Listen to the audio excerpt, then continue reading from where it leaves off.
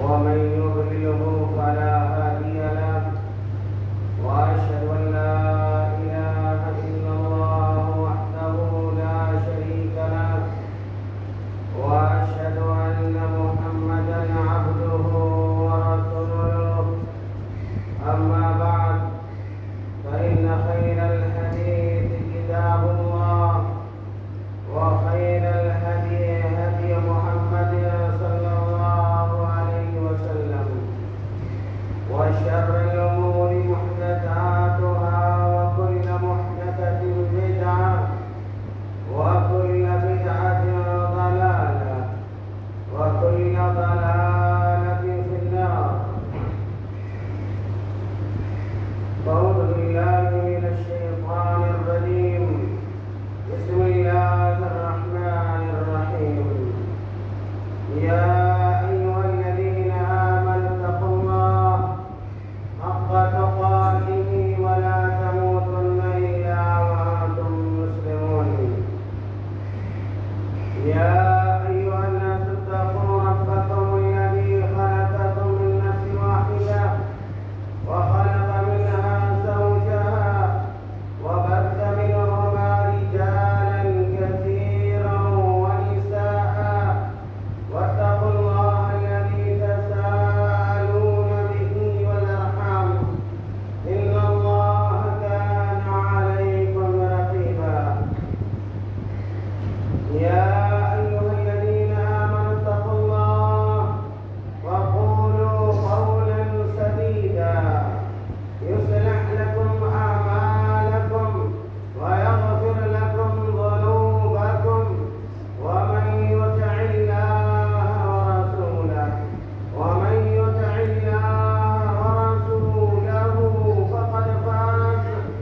فقد فاز فوزا عظيما. وقال تعالى في مقام آخر إن الدين عند الله الإسلام. وقال تعالى في مقام آخر ومن يبتغ غير الإسلام دينا فلن يقبل منه وهو في الآخرة من الخاسرين. محترم حاضرین جمعہ، بزرگوں، بھائیوں، نوجوان ساتھیوں اور پیارے بچوں، ہمیں اور آپ کو یہ بات اچھی طرح جان لینی چاہیے اور اپنے دل میں اس بات کو بیٹھا لینی چاہیے کہ ہم اور آپ جس دین کے ماننے والے ہیں، جس دھرم کے ماننے والے ہیں، وہ دین اور ہمارا مذہب تمام مذاہب سے اور تمام ادیان سے افضل ہے، بہتر ہے. اور اللہ تعالیٰ نے جس دین کا ہمیں پابند بنایا ہے، اس دین کو اللہ تعالیٰ بھی پسند کرتا ہے. اللہ تعالیٰ دین اسلام سے راضی ہو گیا ہے اور دین اسلام سے اللہ تعالیٰ خوش ہو گیا. میرے بھائیوں، اور یہ بات بھی ہم اور آپ اچھی طرح جان لیں کہ اگر کوئی شخص اس دین کے بعد، دین اسلام کے بعد اور شریعت محمدی صلی اللہ علیہ وسلم کے بعد کسی اور شریعت کا متلاشی ہوتا ہے، کسی اور شریعت پر عمل کرنا چاہتا ہے، اللہ رب العالمین اس شریعت کو قبول نہیں کرتا ہے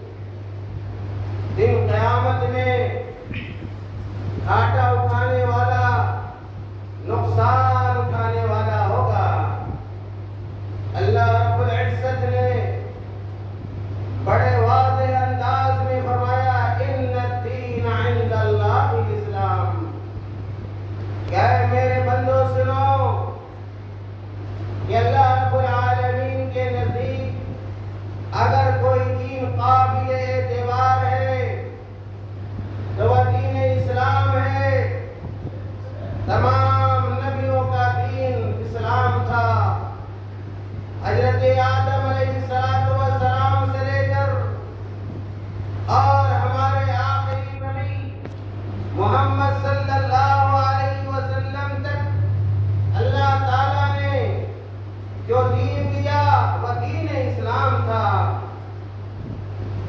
نبیوں اور رسولوں کی اللہ تعالیٰ نے شریعتیں مختلف بنائیں، طور طریقے الگ رہے، لیکن تمام نبیوں کا دین دین اسلام رہا۔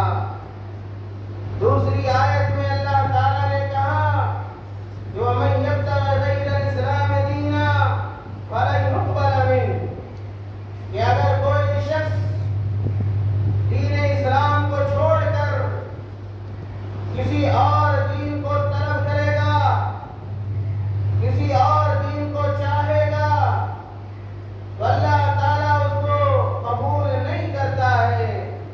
اللہ تعالیٰ کے یہاں وہ دین اسلام کے علاوہ کوئی دین مقبول نہیں ہے، پسندیدہ نہیں ہے، اور کوئی جان بوجھ کر کسی اور دین کو اختیار کر لیتا ہے یا دین اسلام سے پھر جاتا ہے، برگشتہ ہو جاتا ہے، تو یاد رکھیے اللہ تعالیٰ نے کہا کہ ایسا آدمی دن قیامت میں گھاٹا اٹھائے گا۔ میرے بھائیوں، میں نے شروع میں کہا کہ اللہ تعالیٰ اس دین سے راضی ہو گیا ہے اور اس دین کو پسند کرتا ہے۔ ہمارے دین میں کسی طرح کی کوئی کمی نہیں ہے، کوئی نقص نہیں ہے، کوئی خلل نہیں ہے۔ ہمارا دین بڑا محبوب دین ہے، پسندیدہ دین ہے، اور ہر طرح کی کمیوں سے اور ہر طرح کے خلل سے پاک و صاف ہے۔ اس بات پر ہمیں ایمان رکھنا چاہیے۔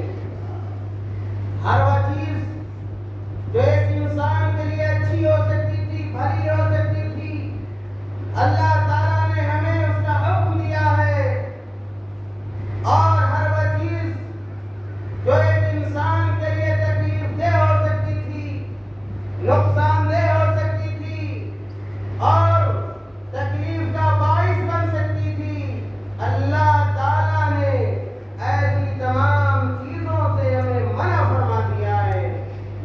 اللہ تعالیٰ نے اور اللہ کے رسول صلی اللہ علیہ وسلم نے ہمیں وہ طریقے بتلائے ہیں زندگی گزارنے کے، جو ایک اچھے انسان کا طریقہ ہو سکتا ہے۔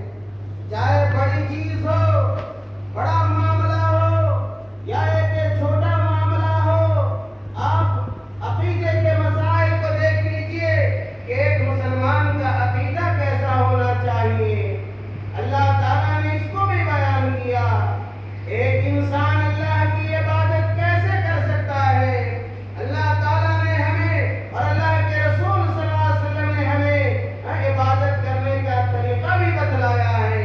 ہمارا معاملہ، ہمارے تعلقات لوگوں سے کیسے ہونے چاہیے، ہمارے تعلقات گھر کے لوگوں سے کیسے ہونے چاہیے، گھر کے باہر کے لوگوں سے کیسے ہونے چاہیے، ہمارے تعلقات ہمارے پڑوسیوں سے کیسے ہونے چاہیے، ہمارے تعلقات ہماری بیوی سے کیسے ہونے چاہیے، اپنے بچوں سے کیسے ہونے چاہیے، ہمارے تعلقات غیر مسلموں سے کیسے ہونے چاہیے۔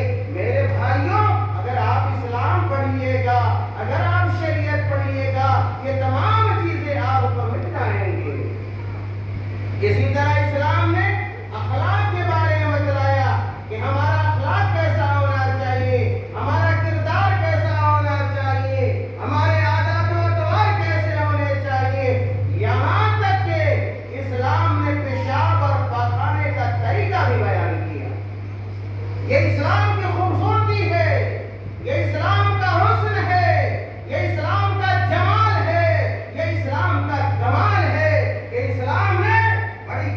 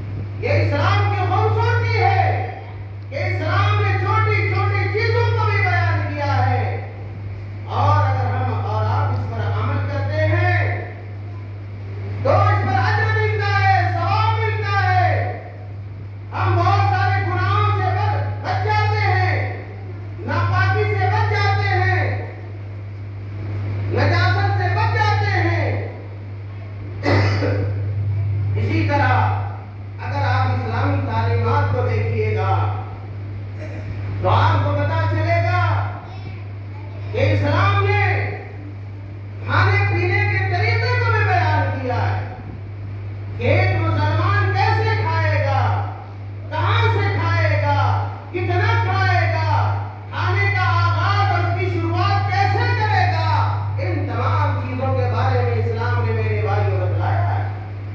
ضرورت اس بات کی ہے کہ ہم اور آپ اسلامی تعلیمات کو جانیں، اپنے علماء کرام سے رابطے میں رہیں، ان سے سوالات کریں تاکہ ہمیں اپنے دین کا پتہ چلے،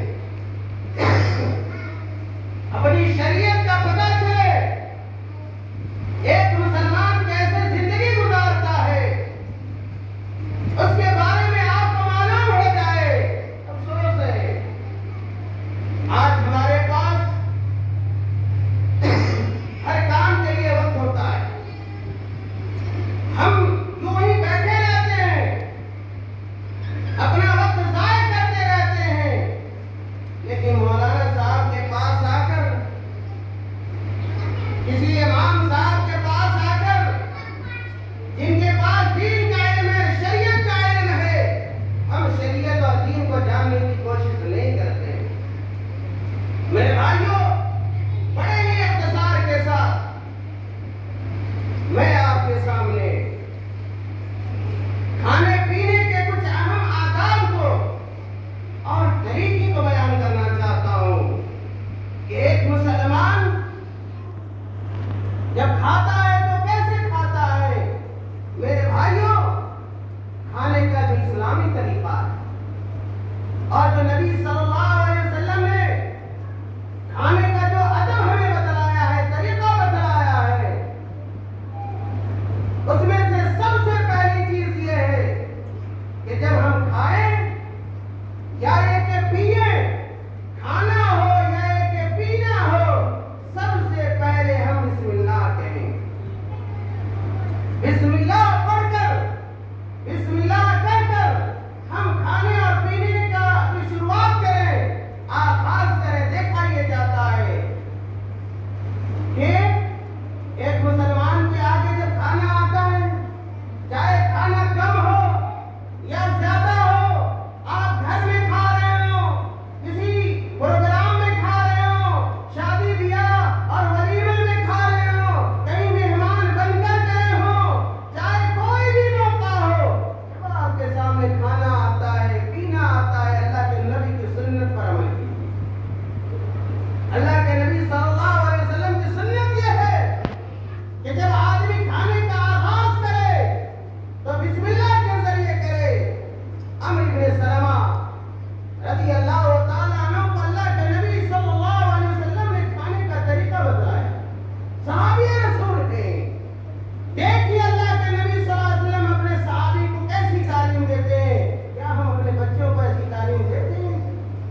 تعلیم تو اس وقت دیں گے جب آپ کو معلوم ہوگا، آپ کو پتا ہوگا، جب آپ کھائیں گے، کھانے سے پہلے جب آپ بسم اللہ کہیں گے، آپ کا بیٹا بھی سنے گا، آپ کی بیٹی بھی سنے گی، اور وہ بھی سن کر بسم اللہ کہے گا۔ تو ضرورت اس بات کی ہے کہ پہلے آپ اس پر عمل کریں۔ جب آپ عمل کرنے لگیں گے، آپ کا بیٹا بھی عمل کرنے لگے گا، آپ کی بیٹی بھی عمل کرنے لگے گی، آپ کی بیوی بھی عمل کرنے لگے گی۔ آپ کے گھر کے اندر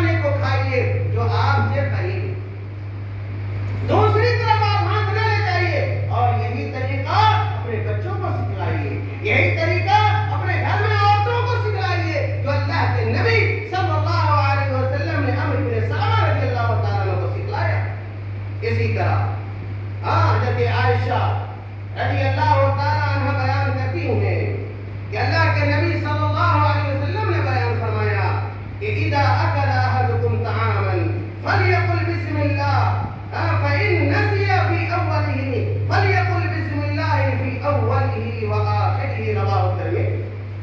بسم اللہ سے متعلق ہی یہ حدیث بھی ہے حضرت عائشہ رضی اللہ تعالیٰ عنہ بیان فرماتی ہیں اور اس میں یہ بات بتلائی گئی ہے کہ اگر آپ کھانے کے شروع میں بسم اللہ نہ کر سکے بسم اللہ نہ کر سکے بھول گئے انسان ہے ہو سکتا ہے کبھی بھول جائے تو کیا کرنا چاہیے. حضرت عائشہ رضی اللہ تعالیٰ عنہ بیان کرتی ہیں کہ اللہ کے نبی نے کہا کہ جب تم میں کا کوئی شخص کھانا کھائے تو بسم اللہ کہے لیکن اگر بسم اللہ کہنا کھانے کے شروع میں بھول جائے. بچے غور سے سنیے میری باتوں کو. آج کی ہماری یہ تقریر بچوں کے لیے بھی ہے بوڑھوں کے لیے بھی ہے نوجوانوں کے لیے ہے. خاص طور سے یہ چھوٹے چھوٹے جو بچے ہیں انہیں غور سے سننا چاہیے کہ کھانے سے پہلے بسم اللہ کہیں اور جب اگر کبھی بھول گئے تو اللہ کے نبی صلی اللہ علیہ وسلم نے کہا کہ ایسے موقع پر کہا جائے بسم اللہ فی اولہ وآخرہ. میرے بھائیوں یہ کھانے کا پہلا ادب پہلا طریقہ میں نے بتلایا کہ کھانے کا آغاز ہمیشہ بسم اللہ سے ہونا چاہیے. پینے کا آغاز چاہے آپ پانی پیئیں یا کہ آپ جوس پیئیں آپ شربت پیئیں آپ کوکو کولا پیئیں فنٹا پیئیں کچھ بھی پیئیں لیکن جب پیئیں دودھ پیئیں دہی پیئیں کچھ بھی پیئیں یاد رکھیں کہ آپ بسم اللہ کہیں پہلے. اسی طرح کھانے کا دوسرا ادب جو اللہ کے نبی صلی اللہ علیہ وسلم نے بیان فرمایا وہ یہ کہ آدمی ہمیشہ داہنے ہاتھ سے کھائے اور داہنے ہاتھ سے کھانا اور داہنے ہاتھ کا استعمال کیجیے. اب پینے کا معاملہ اور داہنے ہاتھ کا استعمال کیجیے. گلاس پکڑنا اور داہنے ہاتھ سے پکڑیے لوٹا پکڑنا اور داہنے ہاتھ سے پکڑیے.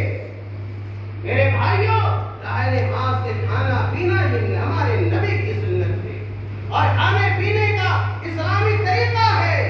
آپ دیکھیں سلمہ ابن اکوا رضی اللہ تعالیٰ عنہ بیان فرماتے ہیں کہ کہتے ہیں سلمہ ابن اکوا رضی اللہ تعالیٰ عنہ ان رجلا اکل عند النبی صلی اللہ علیہ وسلم بشماله. سلمہ ابن اکوا رضی اللہ تعالیٰ عنہ ایک صحابی ہے بڑا صحابی اور کہتے ہیں کہ ایک شخص نے اللہ کے رسول صلی اللہ علیہ وسلم کی موجودگی میں بائیں ہاتھ سے اس نے کھایا. اکل عند النبی صلی اللہ علیہ وسلم بشماله کہ اللہ کے نبی صلی اللہ علیہ وسلم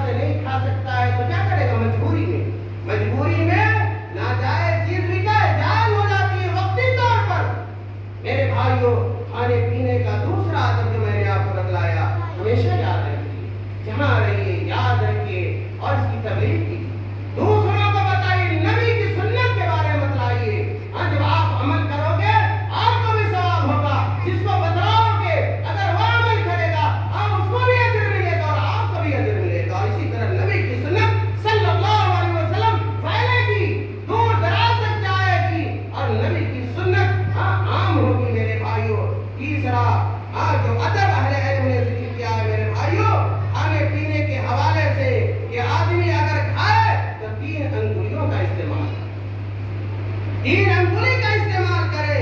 آج بہت سارے لوگ دیکھیے گا جب پلیٹ میں ہاتھ ڈالیں گے پتہ نہیں اس طریقے سے ہاتھ ڈالتے کہ گھن ہوتا ہے، نفرت آئے گی. اگر آپ اس کے ساتھ بیٹھ کر کھا رہے ہیں آپ کا لقمہ آپ کے پیٹ کے اندر نہیں جائے گا. اسی لیے اللہ کے نبی صلی اللہ علیہ وسلم نے کھانے کا جو پیارا طریقہ بتلایا ہے، پیارا ادب بتلایا ہے کہ ہم تین انگلیوں کے ذریعے کھانے کی کوشش کریں. کعب بن مالک رضی اللہ تعالیٰ عنہ بڑے مشہور صحابی کہتے ہیں ان رسول اللہ صلی اللہ علیہ وسلم كان يأكل بثلاث أصابع فإذا فرغ لعقها. رواه مسلم. کعب بن مالک رضی اللہ تعالیٰ عنہ کہتے ہیں کہ اللہ کے نبی صلی اللہ علیہ وسلم جب کھاتے تھے تین انگلیوں سے کھاتے تھے. جب کھاتے تھے تین انگلیوں سے کھاتے تھے اور جب کھانے سے فارغ ہو جاتے تو اپنی انگلیوں کو چاٹ لیتے تھے.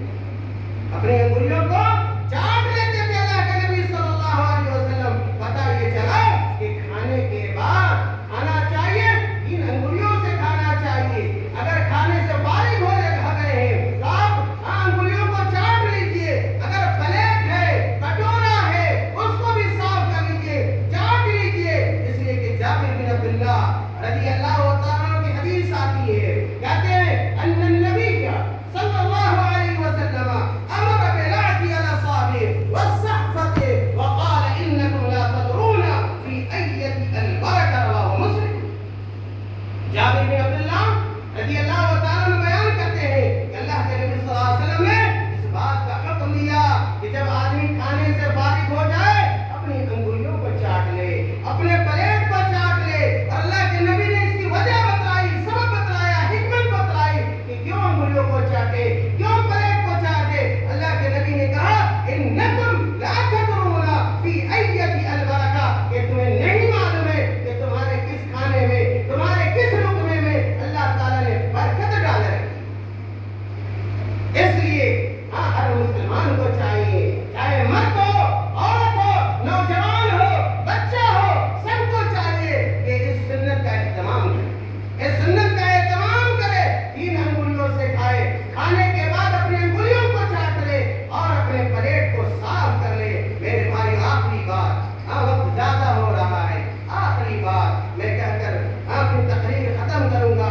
اللہ کے نبی صلی اللہ علیہ وسلم نے کھانے کے طریقے میں یہ بھی شامل کیا ہے کہ اگر ہم کھا رہے ہوں اور اگر کوئی لقمہ گر جائے یا کہ کوئی کھانا گر جائے تو ہم ایسے ہی نہیں چھوڑ دیں. نہیں، اگر کھانا ہماری پلیٹ میں ادھر ادھر منتشر ہو گیا ہے یا کوئی کھانے کا حصہ گر جاتا ہے. دیکھیے جابر بن عبداللہ رضی اللہ تعالیٰ عنہ اس حوالے سے اللہ کے نبی کی کیا سنت بیان کرتے ہیں.